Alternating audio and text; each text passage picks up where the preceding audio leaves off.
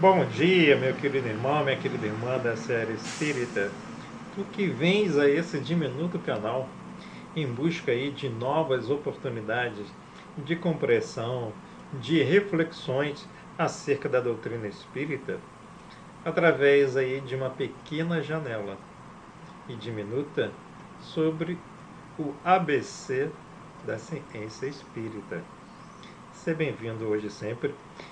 Hoje, dia 4 de fevereiro de 2024.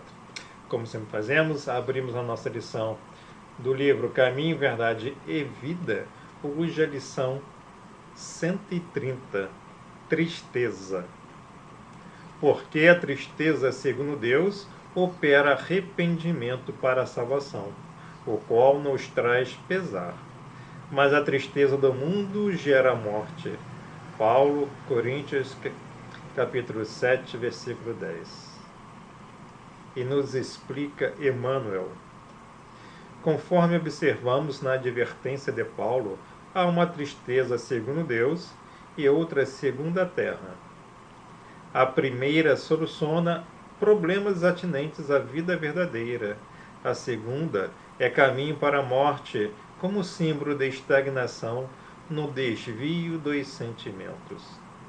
Muita gente considera virtudes a lamentação incessante e o tédio continuado. Encontramos os tristes pela ausência de dinheiro adequado aos excessos.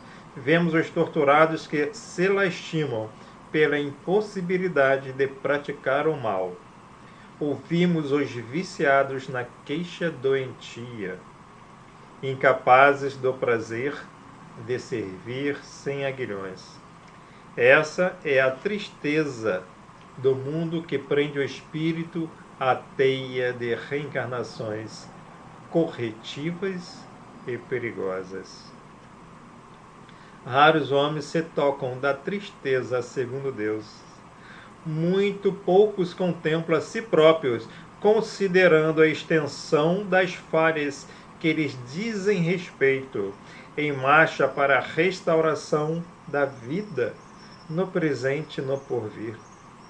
Quem avança por esse caminho redentor, se chora, jamais atinge o plano do soluço enfermiço e da inutilidade, porque sabe reajustar-se, valendo-se do tempo, a golpes benditos de esforço para as novas edificações do destino. Mais uma maravilhosa lição que nos esclarece Emmanuel, nos confortando e nos exortando ao exercício de uma fonte redentora de enfrentarmos os desafios da vida. Não com aquela tristeza das lamentações, porque nos furtam as possibilidades de exercermos aquele domínio das paixões infrutíferas, mas aquele choro, aquela tristeza que é acolhedora e dissipadora daquelas energias doentias, mas que nos encontramos em estado de despertamento da consciência, de despertar dos corações das algemas aflitivas das emoções doentias e nos encaminharmos para as soluções precisas das nossas necessidades, acolhidas, sobretudo, com aquela intensa e bondosa inspiração divina dos nossos mentores espirituais, nossos anjos da guarda, que nos auxiliam. Portanto, necessário é chorar, porque nos liberta das energias psíquicas aprisionadas, mas com entendimento daquela tristeza que significa reflexão e modificação proativa diante das nossas necessidades de novos aprendizados. Ser feliz hoje e sempre, irmão e irmã, que possas tu ser visitados por as acolhedoras gotas de inspiração dos nossos amigos intercessores maiores, verdadeiros missionários da luz. Que assim seja, hoje e sempre. Então, meus irmãos, vamos à nossa parte final do capítulo 11, intercessão, que é o resgate. Como nós dissemos, né, nós fazemos aqui o estudo da obra Missionária da Luz, obra psicografada por Chico Xavier, editada pelo Espírito André Luiz, publicado em 1943. O capítulo 11 é um capítulo sobre a intercessão, amor espiritual nos dramas, destinos e acontecimentos na vida terrestre. Esse capítulo nos enriquece com uma variada apresentação de fenômenos dos quais André Luiz é confrontado em aprendizado com Alexandre nos seus trabalhos de intercessão amor. E, como nós vimos nos capítulos anteriores, né, o trabalho missionário de intercessão, ele foi fruto de quê? Daquela grande exasperação da jovem esposa Esther, preocupada com a viuvez, com a morte do marido, né, se sofrer o suicídio. E os capítulos também começam evidenciando a face do vampirismo recíproco, como nós já vimos, né? Aquela questão da parentela da viúva, né, que estava ali se alimentando pelas narinas daquelas refeições, em vampirismo recíproco, ou seja, imantados pelas sensações de lamentações dos familiares, né? Vimos o resgate espiritual em zona aflitiva, né? Quer dizer, vamos ver agora esse resgate, né? E na qual a gente realmente se defronta com aqueles nossos irmãos desencarnados, ainda imantados naquelas sensações materiais que a gente viveu e cultivou aqui na Terra, e cultiva, né? Através da absorção de plasma sanguíneo dos animais, eles desencarnados e nós aqui das carnes que comemos. Então, nesse episódio, nós vamos ver propriamente o resgate, né? Que vai se dar, portanto, aquele desenlace daquelas sombras, né? O desenlace no sentido do desatar dos nós daquelas sombras vampirescas, né? E o próprio desaprisionamento físico e mental do suicida Raul. E vamos mostrar, então, o trabalho de intercessão e da justiça divina com a reconciliação entre o casal durante o sono. Então, o que acontece? Né? Após Alexandre localizar Raul entre os vampiros, né? André Luiz se vê então banhado de verdadeiros conflitos existenciais, advindo de quê? Das suas precárias informações religiosas aqui na Terra. Enquanto isso, né, Alexandre, né, que é o instrutor dele, auxilia ao próprio André Luiz no processo de entendimento amor, no processo de resgate de Raul. Ou seja, aí logo após, né, ele já resgatado em um hospital, o hospital nós vamos ver daqui a pouquinho, né, em um hospital provisório, ou hospital de socorro emergencial, aqui mesmo na cruz terrestre, Raul vai receber de Alexandre os ensinamentos preparatórios para o reencontro espiritual em sono com a esposa Esther. Então o que acontece, né? Após se deparar com numerosos grupos de desencarnados sugando o plasma sanguíneo dos bovinos no matadouro, ou seja, lembrando que através da fixação mental, né, de Alexandre, ele localizou o paradeiro de Raul, o suicida, que era aprisionado o quê? No matadouro. Por quem? Por desencarnados. E aí, ou seja, André Luiz, ele, né, se espanta ao encontrar ali dezenas de desencarnados, numerosos grupos de desencarnados, ali absorvendo o plasma sanguíneo dos bovinos que aí foram mortos no matadouro. E aí André Luiz, então, ele é divertido por Alexandre, né, para que não se fixasse nesse julgamento daquele dantesco quadro de vampirismo periplasmático, podemos dizer assim, pois estava diante de verdadeiro quadro de infelicidade, como nós dissemos, fruto da própria ignorância cultivada através de anos da nossa própria existência humana no nosso processo encarnatório aqui na Terra. Então Alexandre vai explicar para André Luiz. Por que tamanha sensação de pavor, meu amigo? Saia de si mesmo, quebre a concha da interpretação pessoal e venha para o campo largo da justificação. Não visitamos, nós ambos, na esfera da crosta, os açougues mais diversos? Lembro-me de que em meu antigo lar terrestre havia sempre grande contentamento familiar pela matança dos porcos. Alexandre, lá no capítulo 11, na página 126. E ele então vai explicar, né, fazer uma explicação maior. Com o mesmo direito, acercam-se os desencarnados, tão inferiores quanto já o fomos, dos animais mortos, cujo sangue fumegante lhes oferece vigorosos elementos vitais. Nós vimos então, portanto, como aqueles, olha só que situação interessante, vimos, portanto, aqueles familiares de Esther que estavam lá ao lado dela, né, nas refeições, imantados em processo de vampirismo recíproco, se alimentando por onde? Pelas narinas.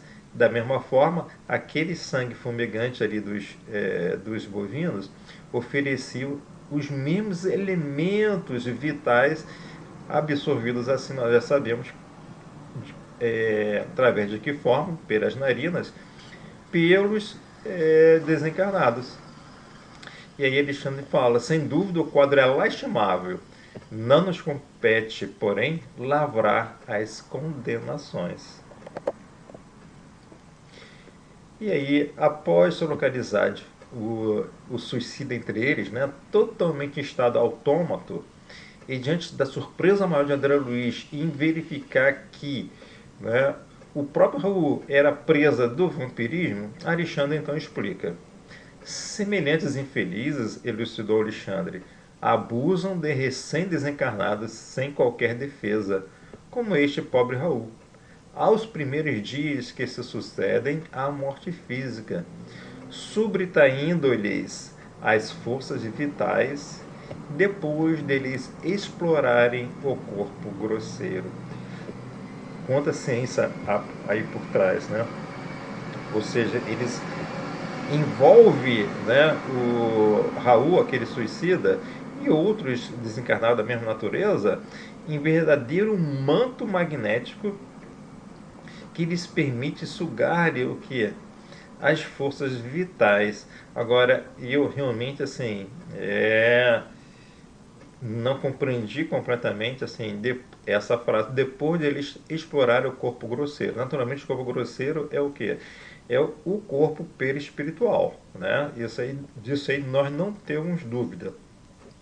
Mas é muito provável, estamos aqui fazendo também reflexões, né?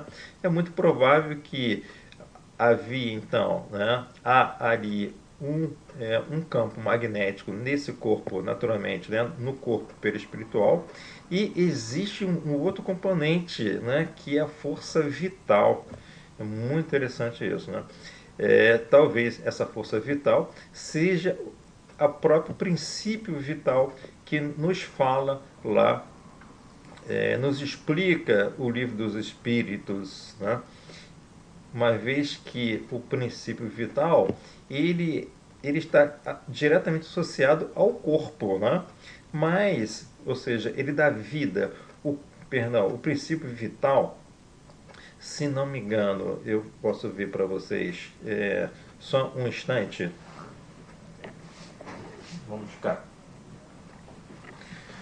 O princípio vital, se não me engano, está na pergunta.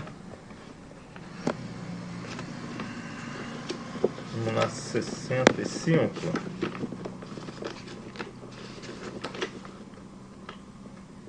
Exatamente. Na pergunta 62. A minha memória ainda está boa. Qual a causa da animalização da matéria? Sua união com o princípio vital. O princípio vital, pergunta 63. Reside algum agente particular ou é apenas uma propriedade da matéria organizada? Numa palavra, é efeito ou causa? Uma e outra coisa, a vida é um efeito produzido pela ação de um agente sobre a matéria. Esse agente, sem a matéria, não é a vida. Do mesmo modo que a matéria não pode viver sem esse agente. Ele dá vida a todos os seres que o absorvem e o assimilam. Então, esse princípio vital, lá na pergunta 65, Kardec pergunta: o princípio vital reside num dos corpos que conhecemos? Resposta dos espíritos: ele tem sua fonte no fluido universal. É o que chamais fluido magnético ou fluido eletroanimalizado. É o intermediário, o laço entre o espírito e matéria. Então, e depois, na pergunta 70, né, vai se perguntar, então, Kardec: em que se transforma a matéria e o princípio vital dos seres orgânicos quando eles morrem? A matéria inerte, resposta dos espíritos, se decompõe e vai formar novos organismos. O princípio vital retorna à massa, ou seja, retorna ao fluido universal do planeta. Só que, o que acontece, né? Então, como nós vimos, o princípio vital, ele é apenas um agente. Então, ele é uma matéria, né, modificada, como se fosse o hidrogênio, o oxigênio ou qualquer outra partícula. Ele é uma matéria modificada, só que ele se une ao corpo para dar vida ao corpo. Ou seja, ele é aquele elemento sem o qual o organismo, o corpo orgânico, a matéria orgânica não teria vida. Não existe o conceito de vida sem a união entre o princípio vital e a matéria orgânica. Então, o que acontece? Quando se dá uma morte súbita com um suicídio, esse princípio vital ele não se esgotou. E aí que se vai dar o que? Aquela aproximação dos, desses irmãos desencarnados em estado de ignorância maior, para sugar exatamente o que? Essas forças vitais que estavam ali saturando ainda o organismo perispiritual do suicida. E aí o que acontece? Como na realidade, essa saída, desse princípio vital não se dá de uma natureza assim, natural, através de um processo de desenlace do corpo físico, o que acontece? O desencarnado, naquele estado de morte súbita, ele, o que acontece? Ele está ali ainda saturado daquele princípio vital, e naquele estágio entre sentimento e sensação física. E aí precisa desses fluidos vitais. E quando ele é então totalmente envolvido por um magnetismo inferior e que busca subtrair esse princípio vital, ele vai se enfraquecer. Por quê? Porque o seu desenlace desse princípio vital não foi de forma natural. Então ele também vai se enfraquecer. Foi o caso que aconteceu lá com Raul, que vai entrar num estado de torpor ou de automatismo. E aí o que acontece? Alexandre, então, ele vai repousar a mão destra sobre a fronte de Raul, buscando restaurar-lhe parcialmente a sua força magnética, o seu equilíbrio magnético. E aí, com isso, nesse processo, ele emite luz. E aí, diante da luz emanada por Alexandre, os infelizes vampiros se afastam de Raul, sem antes proferirem diversas palavras zombeteiras. Enquanto o Raul, então, é envolvido por essa ação magnética de Alexandre. E Alexandre, juntamente com André Luiz, o retira Raul desse ambiente. E o depositam sobre uma árvore frondosa em que Raul sentaria, desfalecido. E aí, Alexandre, então, ele parte para uma busca de auxílio maior numa casa de socorro de emergência, que é um hospital volante. Pede que André Luiz aguarde um instante, né? E em poucas horas o Alexandre, que é o mentor de André Luiz, retorna então com auxiliares para socorrer Raul a essa casa, para levar Raul a essa casa de socorro de emergência, que é uma casa, um hospital volante na própria crosta terrestre. Vejam bem, não está naqueles planos, né, de nosso lar ainda, né? Então, depois dos cuidados iniciais na casa de socorro, Alexandre aplica um passe magnético sobre a região cerebral de Raul, que desperta para a vida espiritual em gritos aflitivos e pedido de socorro. Ele desperta aquele torpor, né, pedindo: acuda, me acuda, socorro, eu morri, estou morto. Enquanto é amparado por enfermeiros solícitos, Alexandre confronta amavelmente Raul para sua nova realidade e se retira sabendo que a crise psicomagnética em que ele se encontra, naquele choro aflitivo, duraria pelo menos 70 horas. Isso está lá na página 130 do capítulo 11. E após passados 4 dias, né, Raul é consolado por Alexandre. E aí, ao queixar-se da dor, daquela ferida aberta, né, que ele tinha alvejado o próprio coração, né, Alexandre então fala para ele, né, para o pobre Raul: tranquilize-se, disse-lhe o meu orientador, com inexprimível bondade. Sua situação é difícil, mas poderia ser muito pior. Há suicidas que permanecem agarrados aos despojos cadavéricos por tempo indeterminado, assistindo à decomposição orgânica e sentindo o ataque dos vermes vorazes. Bem explicativo aí, não é, meus irmãos? Está lá na página 131.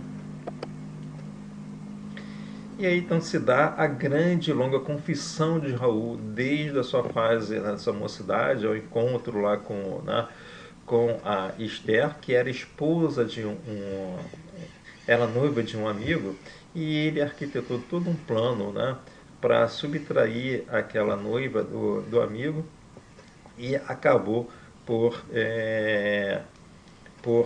matar esse amigo, né? E aí, por não aguentar, né, aquela dor forte daquela consciência lhe gritando, né, para se entregar, como Raul, né, como já vimos, né, ele era muito bem quisto, tinha aquela família, né, quisto no trabalho, entre as pessoas, não queria deixar a esposa em situação vergonhosa. Então, por isso ele cometeu o suicídio. E aí, após essa confissão, vem a consolação intercessória de Alexandre, que explica, né, dá essa consolação com informações sobre a sua família. Então Alexandre fala de uma forma grave, porém bondosa: nos maiores abismos, Raul, há sempre lugar para a esperança. Não se deixe dominar pela ideia de impossibilidade. Pense na renovação de sua oportunidade, medite na grandeza de Deus. Transforme o remorso em propósito de regeneração. E aí, assim, né, diante todo aquele quadro, né, André Luiz, né, acaba interpelando a Alexandre sobre o momento em que eles iriam contar a verdade para Esther. E Alexandre bondosamente chama a atenção de André Luiz. Somente são dignos da verdade plena os que se encontram plenamente libertados das paixões. Esther é profundamente bondosa, mas ainda não alcançou o próprio domínio. Está preparada para a consolação, não para a verdade. E aí, compreendendo aquele pensamento interrogativo de André Luiz, né, que se recolheu diante daquelas palavras, Alexandre torna a explicação de forma bondosa a André Luiz. Com que direito perturbaríamos o coração de uma pobre viúva na crosta a pretexto de sermos verdadeiros? Por que motivo tisnar a esperança tranquila de 3 crianças adoráveis, envenenando-lhes talvez o destino? tão só para nos exibirmos como campeões da realidade? Haverá mais alegria em mostrar a sombra do crime que descobrir a fonte do conforto? É muito importante essa passagem, meus irmãos, porque nos defronta, nos confronta com as realidades diárias que nós passamos, onde nós nos transformamos no verdadeiros verdugos da verdade alheia, apontando o dedo para as feridas, né? As injustiças que o outro comete diante de diversos quadros. Exemplo, quando nós chamamos a atenção e confrontamos um fulano, uma fulana, por ter cometido ali, né, um adultério, né, ou outro tipo de problema mais grave, em que nós nos posicionamos como os grandes julgadores, e a pretexto de termos o que? No fundo, aquele orgulho de termos a verdade em nossas mãos e fazermos, né, que a pessoa se ajoelhe. Olha, a verdade é essa, se defronte com a verdade. Então, Alexandre explica aqui, né? Quem somos nós para envenenar maior? Olha só como ele considera, envenenar talvez o destino. Então, não temos esse direito. Para quê? Para nos exibirmos como campeões da realidade. O mais importante, como diz aqui, explica Alexandre e nos ensina, né? É que ao invés de mostrar essa sombra desse crime, né, possamos nós descobrir a fonte do conforto, como consolar o próximo para a nova realidade, para a restauração do ser, da consciência e do seu equilíbrio. Porquanto aquela pessoa que está cometendo aqueles terríveis enganos, muitas das vezes, a maioria das vezes, é uma infeliz em prova da sua própria consciência. E após ter com a autoridade do auxílio, né? Ou seja, Alexandre então ele pede intercessão ao auxílio superior, pedindo um auxílio, né, de uma criatura, de alguém, para que pudesse ajudar no socorro da viúva no encontro espiritual, numa visita. E é destacado então o que? As autoridades acedem ao pedido de Alexandre e destacam uma criatura delicada e bondosa chamada por Romualda, ou seja, que deveria, né, em 2 semanas, né, preparar Esther, colaborar no seu erguimento das energias psíquicas e ainda organizar a sua própria vida econômica. Olha só. E aí, o que Alexandre faz? Ele pede, né, manda velar a chaga aberta e sanguinolenta de Raul, ou seja, naquele momento é apenas, né, uma velação provisória da ferida de Raul, porque ele não tinha o merecimento de ter aquela ferida tratada, e ao contrário, ele deveria tratar a sua própria ferida através da sua própria reconquista psíquica. Mas para que ele não houvesse, né, um choque naquele encontro pelo sono, né, um choque daquela visão por parte da viúva, né, então Alexandre pede então, para velar provisoriamente aquela ferida de Raul. Ou seja, né, a ferida lá no organismo perispiritual de Raul. E aí, ou seja, dando-se o reencontro, amparado por Alexandre por fios magnéticos que ligavam a fronte do instrutor ao cérebro de Raul, esse, com os influxos magnéticos recebidos de Alexandre, exorta toda a confiança para a esposa no futuro melhor, explicando que a morte não é o fim, que ele mesmo continua vivo, fortalecendo a coragem da esposa com alegria, na educação dos filhinhos e na prática do bem. Então, assim, há uma grande emoção nesse reencontro, né? E com todo o amparo magnético de quem? De Alexandre. E é muito interessante que havia, né? Alexandre nota esses fios magnéticos ligando a mente do instrutor ao cérebro de Raul. Não é interessante, gente? Então Raul explica a Esther que existe uma justiça divina após ser interpelado por ela, né, pela morte, afinal. Depois daquele reencontro, ela pergunta, afinal, você se matou? Cometeu suicídio? Como foi a sua verdadeira morte? E aí então Raul fala para Esther, Esther, os processos de justiça divina não se encontram ao dispor de nossa apreciação. Guarda contigo a certeza de que estamos sendo instruídos todos os dias em todos os acontecimentos.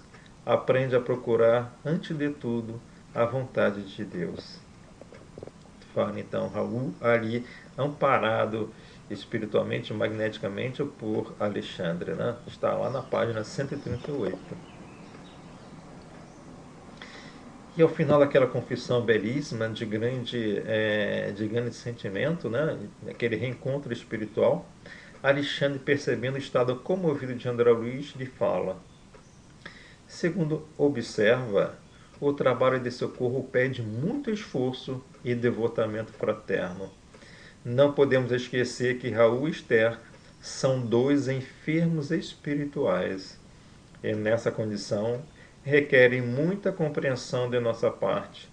Felizmente, a viúva regressa cheia de novo ânimo, e o nosso amigo, sentindo a extensão dos cuidados de que está sendo objeto, notando por si mesmo quanto pode auxiliar a companheira encarnada, dá-se-á pressa em criar novas expressões de estímulo e energia no próprio coração.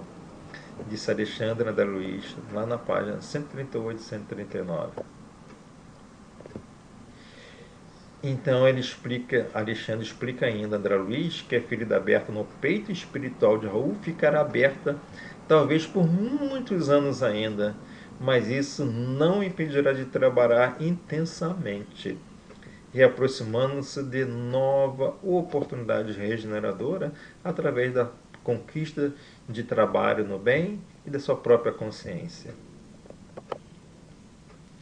E no dia seguinte, com a permissão, né, voltando ao lar da viúva, André Luiz verifica que Esther, em almoço com os familiares, né, os exorta à esperança com alegria e paz, após aquele encontro que ela teve, né, com Raul. E ela explica esse sonho tão verdadeiro, tão vívido, né, em si.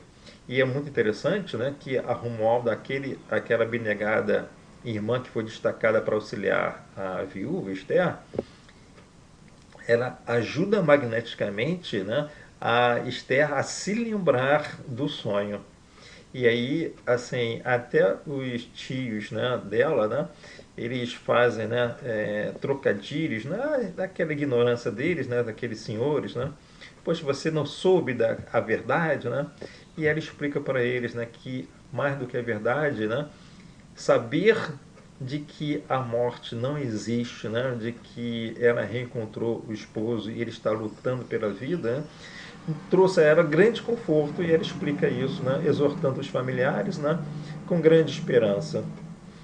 E aí André Luiz reencontra Romualda, né, naquele trabalho de amparo espiritual e material, dado que em pouco tempo a própria trabalhadora desse auxílio, né, ela encontraria trabalho honesto para Esther por meio de recursos de sua providência.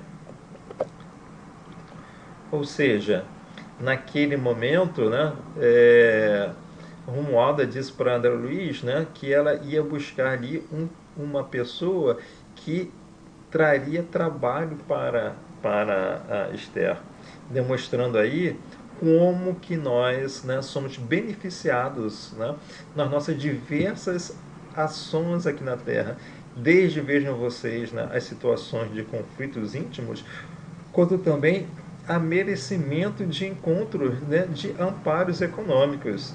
É muito interessante, né? Então Romualda fala para André Luiz: quando os companheiros terrestres se fazem merecedores, podemos colaborar em benefício deles, com todos os recursos ao nosso alcance, desde que a nossa cooperação não lhes tolha a liberdade de consciência. Está bem explicativo aí, né, meus filhos e irmãos? E após manter-se em profunda curiosidade, né, porque Romualdo pede para André Luiz, né, aguardar um instante enquanto ela vai buscar aquela preciosa pessoa, André Luiz é chamado a atenção com a batida na porta, por distinta ser a hora, que é trazida, portanto, né, por Romualda, e oferece trabalho a Esther em seu ateliê de costura, levando a Esther a um choro de emoção. É então que Romualda, dirigindo-se a André Luiz, fala-lhe contente. Agora, irmão André, podemos voltar tranquilamente. O serviço que nos foi confiado está concluído, graças ao Senhor. Então, meus queridos irmãos, meus amigos, muito obrigado por estarmos aqui presentes nesse capítulo, né, ao longo desses episódios sobre o capítulo 11 de intercessão, em que os missionários da luz e André Luiz nos brindem com essa confortadora lição, explicando fatos e fenômenos de grande alcance, de grande meditação para as nossas vidas. Espero que você tenha sido presenteado por essa oportunidade de fazer essa reflexão menor que nós fazemos aqui. E que tu possas, querido irmão e irmã, levar esses tão preciosos ensinamentos auxiliando a quem muitas das vezes nem pensamos, mas medite um pouco que a ti vai ser chegada aquela pessoa em que você poderá oferecer a oportunidade de estudarmos juntos esse livro maravilhoso, Missionário da Luz. Um ótimo dia a ti, um ótimo domingo e uma ótima semana. Fiquem com Deus, que assim seja.